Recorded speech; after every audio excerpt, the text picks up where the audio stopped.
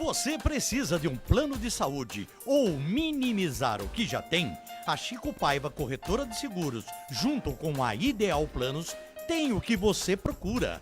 Venha tomar um café conosco. Estamos atendendo na Galeria Paudalho, Rua Coronel Ramalho, Sala 2.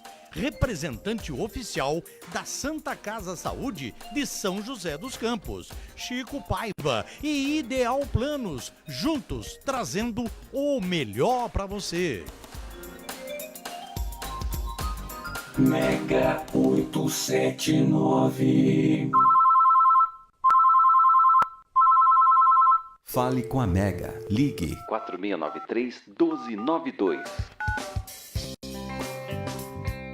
Começa agora na Mega FM o programa Espertos como Serpentes, com a apresentação de José Freire, fatos do cotidiano, variedades e conselhos para o público jovem. Você acompanha aqui. Boa tarde, tudo bem, pessoal? Estamos dando início a mais um programa Espertos como Serpentes. Estamos aqui com o professor de português Luiz Manaia. E eu estava conversando aqui com o professor, sabe como é, né, gente? O professor no Brasil rala bastante. E ele falou, pois é, José, vendendo almoço para comprar janta. É isso mesmo, né, professor? Vendendo almoço para comprar o jantar. Não há outro caminho. Muito bem. Então, semana passada a gente não teve programa justamente porque a gente estava querendo preparar alguma coisa de diferente. Então, a partir dessa semana e nas próximas, o que a gente vai fazer? A gente está aí já no mês de maio, o pessoal já está mais do que aquecido para os vestibulares, que vão acontecer em geral entre final de outubro e início do mês de novembro. E a gente gostaria de, a cada semana, estar trazendo algum professor que é especialista em alguma área. Em português, história, geografia, etc. E a gente vai iniciar hoje com o professor Luiz Manaia. Então eu estava conversando aqui com o professor um pouco antes do programa, eu perguntei, professor, o senhor dá aula há mais de 25 anos? Ele falou, tá brincando, tô dou aula há 44. Ué, mas é mais de 25, então tô certo, né? Bom, matematicamente está correto. Um pouco mais que 25. Muito bem. Um pouco mais. Professor, poderia compartilhar, assim, em linhas gerais, um pouco do seu currículo, da sua história na área da educação, da onde que o senhor é, suas principais influências, etc., com os nossos ouvintes? Eu comecei o magistério, né? Dei início ao magistério no Colégio de São Bento, um colégio tradicionalíssimo, né? Colégio dos Beneditinos, da Igreja de São Bento, no Largo de São Bento, em 1975. Eu cheguei lá no dia 7 de março de 1975. Então, completaram-se 44 anos agora, em 2019. E a disciplina, eu estava conversando aqui, é uma disciplina muito rígida, né? Por isso que hoje, esse tipo de colégio hoje já não mais existe, porque também já não mais caberia, né? O processo disciplinar. Então, por exemplo, como eu estava explicando, um professor não poderia entrar em sala de aula se um aluno estivesse em pé. Então, o coordenador iria até a sala, todos os alunos estariam sentados e aí o professor entraria. Ao entrar, todos os alunos ficariam em pé, para que o professor dissesse, podem sentar-se.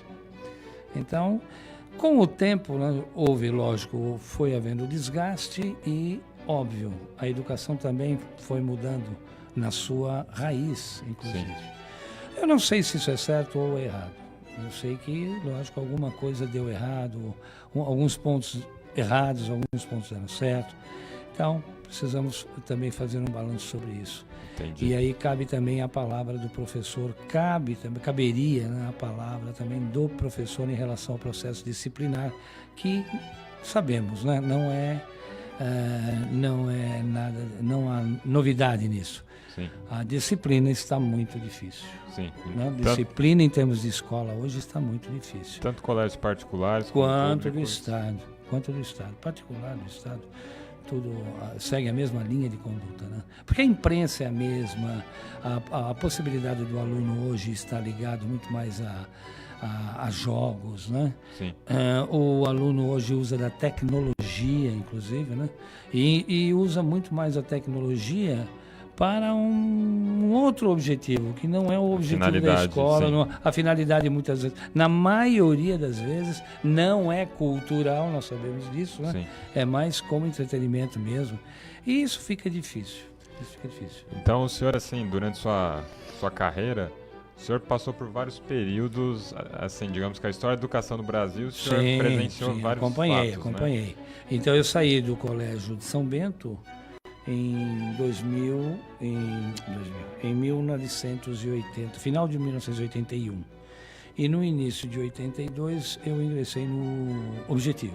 Que permanece lá desde então. Estou lá desde 1982. No início eu estranhei, porque a disciplina que havia no Colégio São Bento nunca houve no Colégio Objetivo. No curso. Por quê? Porque era cursinho, evidenciava-se o cursinho, inclusive, né? O Objetivo sempre foi voltado também para a proposta da universidade. Né? O curso Objetivo ele tem por padrão, sempre teve, né? Afinal também o Anglo e outros. O objetivo de um cursinho é o ingresso do aluno numa universidade. Também as universidades mudaram. Né? Nós tínhamos como referência, ou ponto de referência, algumas universidades, inclusive universidades federais, e que hoje, né, o ponto de referência hoje, porque mudou muito, né? Então nós temos até hoje faculdades à distância, concursos à distância, quando nunca se pensava nisso, né? Na década de 80 nunca se pensou nisso. Então eu passei pelo Objetivo. Concomitantemente ao Objetivo, eu lecionava em outras escolas, lecionei em outras escolas também, né? Pequeno, médio porte. Pequeno e médio porte, e de grande porte também. Todas em São Paulo? Todas em São Paulo. Né? As unidades que eu peguei no interior, Santos, Ribeirão Preto, Sorocaba, Jundiaí, que eu fiquei 10 anos, Mogi das Cruzes, que eu fiquei aqui 10 anos, né? Trabalhando pelo Objetivo. Sempre Objetivo, né? Nas unidades pertencentes ao Objetivo ou franquias, né? Como hoje eu faço parte lá do Jabaquara, da franquia do Objetivo Jabaquara. Entendi. Então, o que o senhor viu foi, digamos assim, a centralidade, a importância que o vestibular ganhou com o passar desses Mas anos. sem dúvida. Porque ser universitário no Brasil passou a ser uma necessidade. Até econômica, né? Isso mesmo, Você vai fazer a universidade para ganhar mais. Alguma coisa mais ou menos assim. Particularmente, veja bem... Essa visão acaba empobrecendo um pouco a própria educação. Mas é isso que eu ia dizer. Particularmente, eu não vejo dessa forma. Sim. Eu acho que o enriquecimento, quer dizer, o crescimento deveria ser paralelo ao ensino médio, o primeiro, segundo, terceiro anos do ensino médio, ser esse curso, essa parte, deveria ser enriquecido com um curso profissionalizante. Um curso técnico. Isso mesmo, onde o cidadão saísse já técnico em alguma coisa, tendo já o processo, o caráter, né, o diploma, digamos, o certificado de um segundo grau, em nível médio, digamos assim, e ligado a um curso profissionalizante, algo profissional, onde ele já saísse profissional.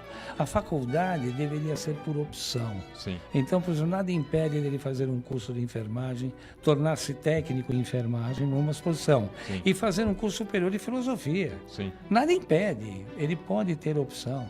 Ele teria, inclusive, opções para isso. Com certeza. Entendeu? Porque ele já trabalharia, ele já teria um emprego, né, dentro de um curso técnico. Ele poderia ter a oportunidade de estudar, pagar uma faculdade, pagar uma universidade. A universidade não precisaria ser gratuita, ela poderia ser paga. Eu, por exemplo, sou professor. Eu fiz letras na PUC, depois eu fiz a especialização no Oswaldo Cruz, eu fiz jornalismo na Casa, tudo pago. Sim. Tudo pago. Eu nunca estudei em escola do Estado, nunca estudei em faculdade, universidades estaduais ou federais. Então deveria haver isso. Na minha opinião, deveria haver uma força maior para um curso no ensino, no nível médio, primeiro, segundo e terceiros anos, com o curso profissionalizante que o aluno pudesse escolher, selecionar para ele, como profissão, e a partir daí, se ele quisesse, ele iria ingressar numa universidade e assim por diante. Porque o que a gente vê, por exemplo, cursos como Direito, Medicina, Engenharia, que são cursos que são muito melhor remunerados no mercado de trabalho, o que acontece? Você tem uma relação candidato-vaga absurda, de várias pessoas que muitas vezes não são vocacionadas a seguir essas profissões, mas o fazem meramente porque é melhor remunerado. E outros cursos desvalorizados têm às vezes mais vaga do que candidato. Não, mas é verdade. Isso aí o curso mais bem remunerado é justamente para isso mesmo. O objetivo, né? Qual é o caminho que o garoto, digamos, final de adolescência. Então, não adianta. São os cursos que vão dar a você um padrão de vida respeitável e uma vida digna, digamos assim, né? Sim. Porque há muitas profissões hoje que você não pode trabalhar, dizer é uma vida digna, não é? E deveria ser, né? Como muitas profissões não são e deveriam ser. Isso é uma coisa do Brasil, porque eu me lembro que, por exemplo, fui fazer um curso de inglês uma vez no Canadá e os meus colegas de sala eram mecânicos, lenhadores. É isso aí. Muitos eram da Suíça, então era uma profissão como outra qualquer, você poderia viver. Mas é assim. Mas teria de ser Exato. assim. É que o problema também é o preconceito que nós temos a determinadas profissões. Herança da escravidão, talvez? Não sei. Aí seria melhor consultar um professor de história. Seria muito estranho dizer sim, mas sim, foi. Seria meio estranho dizer sim, mas sim, foi. Agora é perfeitamente discutível, né? Sim. Pode ser. Esse preconceito quanto a profissões sempre existiu. Sempre existiu. Ele é da polícia. O próprio pai. A moça apresentava um namorado. Isso aí é do meu tempo. Sim. Eu vou falar do meu tempo. São 69 anos, então eu posso falar no meu tempo. Senta que lá vem história, é isso? Lá vem história. O pai perguntava, o que ele faz?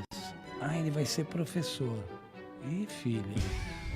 Professor? Puxa, né? Por quê? Daquele porque desânimo no pai. Né? Porque não adianta. O professor sempre foi visto daquela maneira. Ganha pouco, mal remunerado, não é respeitado pela sociedade. Por isso que o país está desse jeito. Sim. Né? Porque você pega uma Angela Merkel, o ministro foi pedir reajuste, ela falou, não, o primeiro reajuste é dos professores. Porque foram eles que ensinaram, foram eles que fizeram você a chegar a ser juiz. Aí é Angela Merkel. Da líder. Mas espera um pouquinho, onde é que você está? Na Alemanha. Qual é o índice de analfabetismo lá? É 0. Sim. Então há uma série de diferenças, né? Sim. No Brasil é totalmente diferente. Então eu cansei de ouvir gente falando assim, mas escuta, você não trabalha, você só dá aula? É mais ou menos assim. Nesse nível. É nesse nível, entendeu? Então, isso acontece e repercute muito mal, né? Sim. Porque não deveria, é uma profissão que deveria ser respeitada. É a mesma coisa o policial, não é respeitado. O policial não é respeitado. E agora eu estou percebendo que nem na França o policial que era respeitado não é mais. Hoje eu estive vendo pela televisão os camisas amarelas, lá, coletes amarelos. Meu Deus do céu, eles estão barbarizando, né? Então, profissões que foram sendo desrespeitadas sempre foram. E outras não, né? Outras sempre foram endeusadas. Médico foi endeusado, advogado, engenheiro. Então, sempre o aluno sempre procurou, né? É a mesma coisa nessa região. Eu dei aula no Objetivo aqui de Mogi durante 10 anos. Objetivo, conheço gente do ângulo, enfim. Não adianta, isso aqui é ITA, filho. Essa região é ITA. Instituto Tecnológico da Aeronáutica. Sim. Entendeu? Agora, se está sucateado, como disseram, aí é outra história. Aí é uma outra discussão. Mas, que eu não, sinceramente, eu não sei. Eu não sei. Eu estou ouvindo isso, infelizmente. Não seria isso que eu poderia ou deveria ouvir.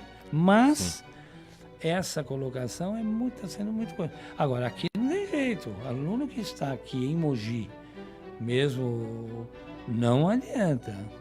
É ITA. Entendeu? Falando inclusive do ITA, o Instituto Tecnológico de Aeronáutica ali no CTA em São José dos Campos, Isso mesmo. o vestibular está aberto, o vestibular terá inscrições abertas a partir do dia 1º de julho a 15 de agosto. Isso. E a primeira fase será no dia 1º de dezembro. Isso mesmo. Unesp, período de inscrições vai do dia 9 de setembro a 7 de outubro e a primeira fase 15 de novembro. A segunda fase será nos dias 15 e 16 de dezembro. Unicamp, inscrições de 1º de agosto a 6 de setembro, primeira fase dia 17 de novembro, segunda fase 12 e 13 de janeiro. Acho que o senhor até está acostumado sim, já. Essa batida de essas calendários. Informações todas eu já as tenho vindo já do cursinho, né? Agora, depende muito da região. Por exemplo, Jundiaí. O Jundiaí é Unicamp. Sim. Eu dei aula em Jundiaí, dei aula em Sorocaba, Jundiaí, né? Então ali é Unicamp. Ribeirão Preto, eu dei aula em Ribeirão, nem precisa dizer. Ribeirão Preto são as próprias universidades em Ribeirão Preto. A USP mesmo, né? Não, ali eles têm um parque universitário, assim, de causar inveja, Ribeirão. Sim. De causar inveja, entendeu?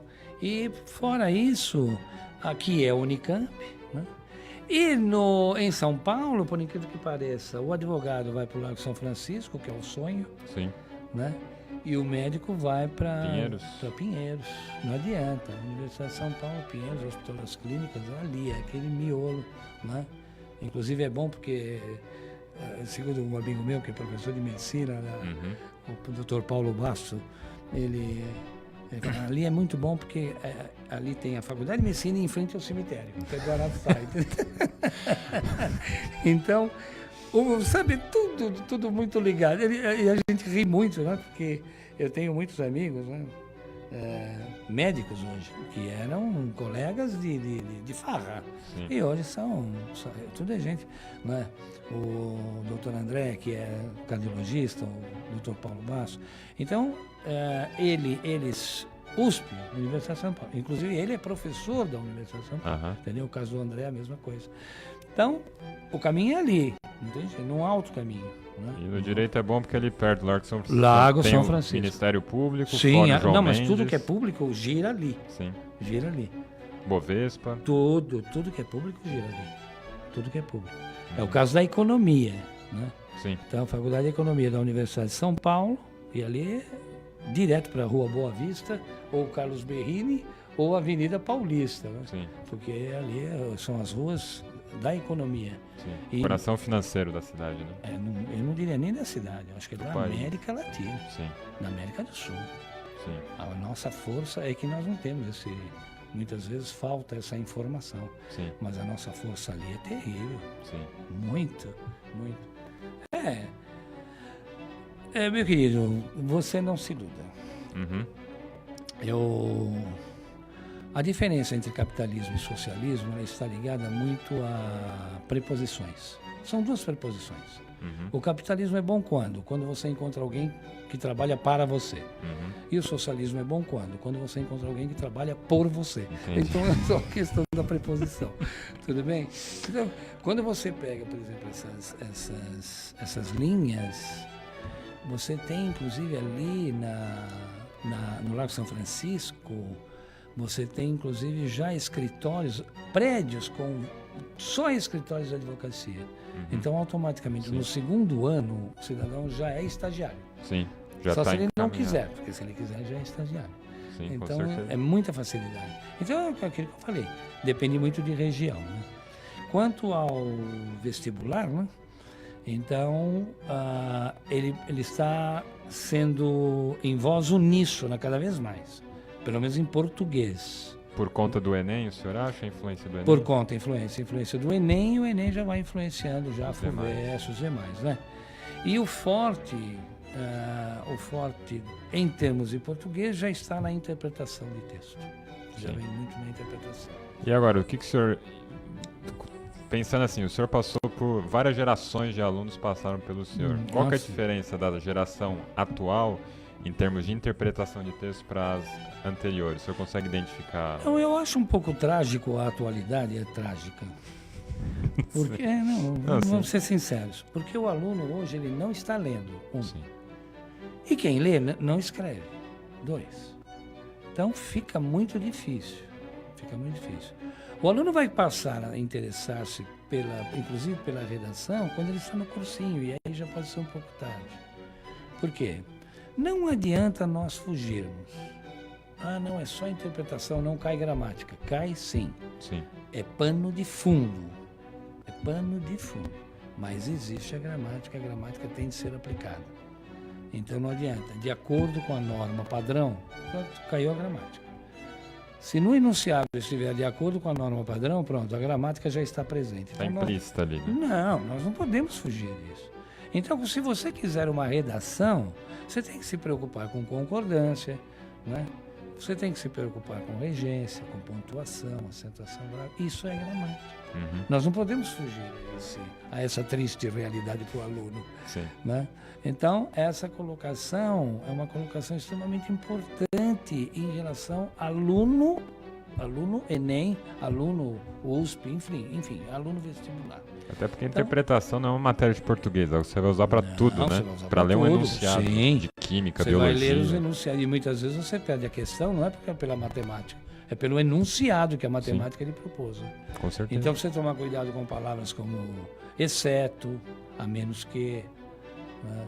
Que às vezes vem em negrito, mas às vezes não vem, né? Não, então, às vezes não vem. tomar cuidado. Né? Então, pode e deve. Sim. Esses verbos são importantes no enunciado. Poder é um ponto, é uma referência. Dever é outro. Então, se ele pode, mas não deve, se isso acontece, exceto aquilo, outro, então ele tem que estar ciente do que ele está lendo. Sim. Atualmente está difícil, por quê? Porque o aluno, é geral isso. Sim. O brasileiro não lê. Eu não sei se é pelo preço dos livros também, né?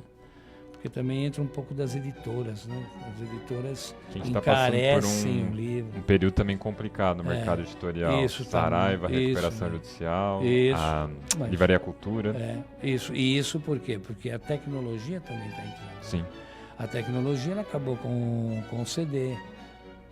sim. Ela acabou com o trabalho do compositor, ela acabou com o trabalho do autor, ela acabou com o trabalho do escritor. Então é o mesmo que nós estamos conversando aqui. Não, é que hoje você tem o computador, você pode ler um livro pelo computador. Não lê. Não lê. Infelizmente é isso. Não, ele não vai ler. Pode ler um ou outro que vai ser obrigado por causa do curso, né, do cursinho, por causa do vestibular, tal obra, Sim. mas por obrigação. Ninguém mais lê por prazer. Quer dizer, ou já entrou na faculdade, já ingressou na faculdade. Sim. Né? Então, por exemplo, eu brinco muito quando eu estou dando aula no cursinho, porque eu falo assim, olha, o ano que vem vocês vão estar no primeiro ano, e normalmente no primeiro semestre vocês não fazem nada, é só festa, farra, vocês vão conhecer novos amigos, aquela coisa toda. Então leiam tal livro, entendeu? Porque é muito interessante, assim, faço, né, tem uma sinopse do livro, então tudo bem. Mas as meninas podem ler tal livro, tal, né? Clarice Lispector. Sim. Entendeu? Tem umas leituras já encaminhadas, né? Então uma leitura já encaminhada, mas porque ele já está na universidade. Sim. Já está na universidade. Então essa é uma colocação que deve ser feita em relação ao aluno. E professor, assim, com relação ao Enem, eu me lembro quando eu estava prestando, foi um período que o Enem passou por várias reformulações, entre 2009 e 2011 aproximadamente. Sim. Então, a minha sensação como um aluno foi que o Enem era uma prova em constante crise existencial, querendo encontrar uma cara. Hoje, qual que o senhor poderia dizer que é a cara do Enem, especialmente na parte de português? Se ele tem alguma cara e... Olha, pelo que eu vi do Enem, o que prevalece aí é a simplicidade. Sim. Inclusive é bem mais simples que uma FUVEST. Sim. Hoje está bem mais simples o exame do Enem, bem mais simplista, digamos, né? Ele não Feijão com arroz. Ele não traz nada assim que você pode... Não, aqui existe uma pegadinha. Não, está sendo evitada, a pegadinha está sendo evitada. Então você nota determinados aspectos que hoje o que você fez lá, hoje já não existem mais. Está bem mais simples, bem mais... E também unificado, né? Há até intertextualidade. Você vê, por exemplo, vamos supor, na prova de português, falando sobre Sócrates. Sim. Que ele descia do pedestal, que ele não era sofista, ele descia do pedestal para justamente falar com o povo, né? Chegando à conclusão de que eu só sei que nada sei. Sim. Certo? Tudo bem? Então, essa colocação que o fez levar à morte, né? Porque os sofistas tinham uma outra função. Eles davam aula para só particular, praticamente. Né? Então, só tinha cultura quem podia pagar. Sim. Então, quem foi mudando isso foi justamente, né, foram aqueles que seguiram, né? Seguiram aquele princípio, né? Eu vou descer do pedestal, eu vou até o aluno, quer dizer, até o discípulo, Sim. e é ele quem vai me dar as coordenadas, né? Inclusive, ele falava muito bem das crianças, né? Porque a criança ela tem a sua liberdade, ela só perde a liberdade quando ela cresce. Né? E isso era perigoso. Então, isso foi numa prova do Enem de português. Sim. Entendeu? Falando sobre a filosofia, que é a sua matéria. Sim. Entendeu? Então, essa postura já foi mudando. Hoje ela é mais intertextualizada, né? Nós temos na prova de português aí o processo interpretativo já traz algo a respeito da sociologia, a respeito da filosofia, a respeito da tecnologia, né? Sim. A respeito de textos de outros segmentos para interpretação. E, gente, só para informação aqui, a prova do Enem este ano vai ser dia 3 e 10 de novembro, então fiquem ligados. As inscrições devem ser feitas até o dia 17 de maio pela internet, tá? Professor, eu tenho uma frase aqui que eu sempre repito pro Pedro, ele sempre gosta, eu queria que o senhor comentasse só para fechar o programa. O quê? Vamos lá, se eu souber. É a frase, a juventude é uma coisa tão bela, que pena desperdiçá-la com os jovens. O que o senhor tem a dizer sobre essa frase? Não, é bonito ser jovem, eu já fui jovem. A juventude é a sequência, quando você para na minha idade, você fala assim, puxa vida, né? Se eu não tivesse feito isso, se eu não tivesse feito aquilo, se eu não tivesse feito aquilo, se eu não tivesse... Espera um pouquinho. Eu teria vivido? Uhum. Não. Então deixa viver. Deixa viver. Ninguém vai desperdiçar. Não há desperdício em ser jovem. Ser jovem não é desperdício, justamente ao contrário. Justamente o contrário. E cada um que cuide, por exemplo, da sua juventude, é a sua forma. Sim. Lógico que hoje... Nós temos uma série de fatores aí, né? Que, por exemplo, na minha época faltava a informação. Sim. Muita gente, como por exemplo Jimi Hendrix, um dos meus ídolos como guitarrista, ele morreu por falta de informação, porque ele era drogado. E ele morreu por vítima do próprio...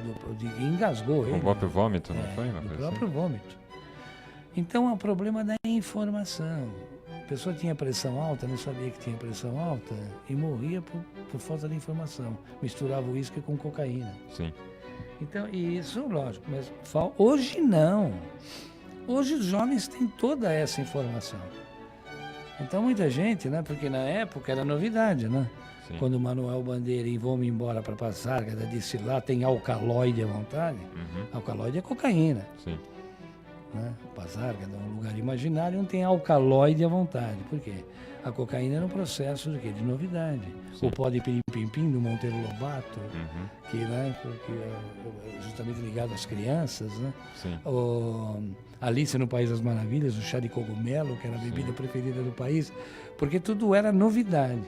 A partir do início da década de 70, essas novidades passaram a ser informação. Tudo passou a ser informação. Sim. E hoje, o cidadão só entra se quiser. Sim. Só entra se quiser. Mesmo o caso do cigarro, do álcool. Agora, vamos lá, ser jovem também é o quê, você, dentro da sua filosofia? Ser jovem é o quê? Ser jovem é ter crises, dúvidas, carências, angústias. Isso é ser jovem. Sim. Porque que angústia tenho eu aos 70 anos de idade? Nenhuma. Que angústia eu vou ter? Nenhuma. Por quê? Porque eu já passei também por todas as angústias. Sim. Então, Já catalogou todas. Já tudo catalogado. Então, essas referências, por exemplo, no caso da juventude, deixa viver. Deixa viver. Essa é uma frase que existe em todos os idiomas. Né? Viva e deixa viver. Né? Live and let live. Existe no francês, tudo existe. Então, sabe, deixar correr. Isso é o que vale para ser jovem. Fechado, E por último, só concluindo. Claro. O último a envelhecer é o espírito, não se iluda. Sim. Se o espírito continuar jovem, Não adianta. Você retarda a velhice. Sim. O corpo pode até não responder mais, né? Ou não responder tanto quanto pudesse responder. Mas você consegue retardar, sim. Você consegue retardar. Você consegue com exercício, com isso, com aquilo. E você consegue. E a cabeça, que principalmente, mais importante. continuar sendo útil para você mesmo e para os outros. É isso que eu acho. Isso é ser jovem, né? Ser jovem. Excelente, professor. Recebemos aqui uma mensagem de um ex-aluno seu, Wagner Nunes. Pelo que parece, foi aluno do curso preparatório em 2002. Acredito Objetivo. que no Objetivo em Mogi. O Objetivo Mogi. Atualmente ele é advogado aqui em Guararema, mandando um abraço pro senhor. Um abraço para você também, querido. Tudo de bom, seja feliz. Então, gente, agradecemos aqui a presença do professor Luiz no programa. Fiquem ligados. Foi um prazer enorme, foi um prazer. Muito obrigado. Gostei muito. Fiquem ligados aí para as datas dos vestibulares, períodos de inscrição vão começar em breve, do Enem tá rolando, termina dia 17. Então fiquem ligados, pessoal. Um excelente final de semana para vocês, fiquem com Deus, até semana que vem. Falou!